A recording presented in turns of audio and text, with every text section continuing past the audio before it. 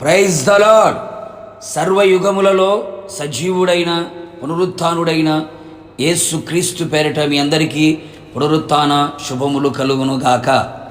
ఈ దినపు యేసయ్య జీవపు మాట లూకాసు వర్తమానం 18వ అధ్యాయం 10వ వాక్య భాగము. ప్రార్థన చెయ్యుటకై దేవాలయమునకు వెళ్ళిరి. యేసుక్రీస్తు నామములో ప్రతి స్థలములో ప్రార్థన చేయుచున్న ప్రార్థన యోధులారా, ప్రార్థన వీరులారా, మనము ప్రార్థన చేయుచున్న యేసయ్య మన ప్రార్థనలు ఆలకించి అంగీకరించి ఆశ్చర్యమైన అసాధారణమైన కార్యములు చేయుటకు ఆయన ఆశ్చర్యకరుడైన ప్రార్థన ఆలకించు దేవుడై ఉన్నాడు. నిత్యము విసుగక ఎడతెగక పట్టుదల కలిగి ఏక మనసుతో ఉపవాసముతో యేసయ్య నామములో ప్రార్థించే వారమై ఉండాలి. దేవుని మందిరములో ఎల్లప్పుడూ ప్రార్థించే వారముగా మనము కనబడాలి. నా మందిరము సమస్త జనులకు ప్రార్థనా మందిరము అనబడును అని వ్రాయబడి ఉన్నది కదా. అవును ప్రియులారా, దేవాలయమునకు వెళ్ళిన ఆయన సన్నిధిలో మోకరించి కన్నీళ్లతో ప్రార్థించవలెను. అనేకులు ఆత్మీయులు క్రైస్తవులు దేవుని మందిరమునకు వెళ్ళిన ప్రార్థన చెయ్యని వారిగా కనబడుచు ఉన్నారు. మనము అలాగున ఉండక తప్పక ఆయన సన్నిధిలో ఆయన ఆలయములో ప్రార్థించదము. కృతజ్ఞతాస్తుతులతో కూడిన ప్రార్థన మనము చేయునప్పుడు ఆయన మనలను తన ప్రార్థనా మందిరములో ఆనందింపచేయును.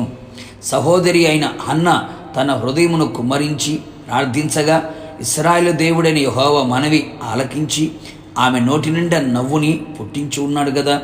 సుంకరి దేవాలయములో తన పాపములన్నిటినీ ఒప్పుకొని విడిచిపెట్టి పశ్చాత్తాపముతో ప్రార్థించగా దేవాలయములో ప్రార్థన ఆలకించబడి పాప క్షమాపణ పొంది మారుమనసు పొందెను కదా. యేసయ్య చేత నీతిమంతులుగా తీర్చబడి తన కొరకు ప్రభు కట్టుచున్న ఇంటికి సిద్ధపడెను కదా.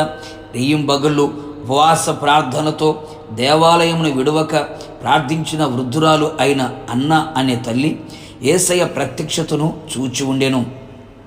సొలొమోను మహారాజు కూడా దేవాలయంలోకి వెళ్ళి మోకరించి ప్రార్థించి తన జనులను దీవించినప్పుడు తాను చేసిన ప్రార్థనలన్నీ ప్రభు ఆలకించి పరలోకపు అగ్నితో దిగవచ్చును కదా. అంతేగాక అపోస్తుడైన పౌలు గారు దేవాలయంలో ప్రార్థన చేయుచుండగా పరవశుడై ప్రభువును చూచెను కదా. కావున నా దేవుని ప్రియులారా, తప్పక మనము దేవాలయమునకు వెళ్ళవలెను. దేవాలయమును విడవక ఉండెదము. దేవాలయమునకు వెళ్ళిన మనము తప్పక ప్రార్థించెదము. నిశ్చయముగా ఆయన మన ప్రార్థనలన్నీ ఆలకించును. అన్ని విధాలుగా, అన్ని వైపుల, అన్ని కోణాల్లో ప్రార్థన ఆలకించువాడు మనకు తోడై జయమును అనుగ్రహించును. మనము చేసిన ప్రార్థనకు మనకు తోడుగా ఉండును. ప్రభువును కన్నులారా చూచు భాగ్యము మనకు దొరుకును. ప్రార్థన ఆలకించువాడని యేసయ్య నీ పరిశుద్ధ పాదములకి కోట్లాది స్తోత్రములు చెల్లించుచు ఉన్నాం. అవును తండ్రి, పునరుత్థానపు దినమున మీ దేవాలయములో మేమంతా ప్రార్థించు వారిగా చేయమని కోరుతూ ఉన్నాం. మీ దేవాలయమును విడువక దేవాలయమును నిత్యము ప్రార్థించున్నట్లుగా కృపదయ చేయండి. అనేక మంది పరిశుద్ధులు భక్తులు దేవాలయములో ప్రార్థించి ఆ ప్రార్థనల మూలముగా ఎన్నో గొప్ప కార్యాలు వారి జీవితంలో అనుభవించి ఉన్నారు.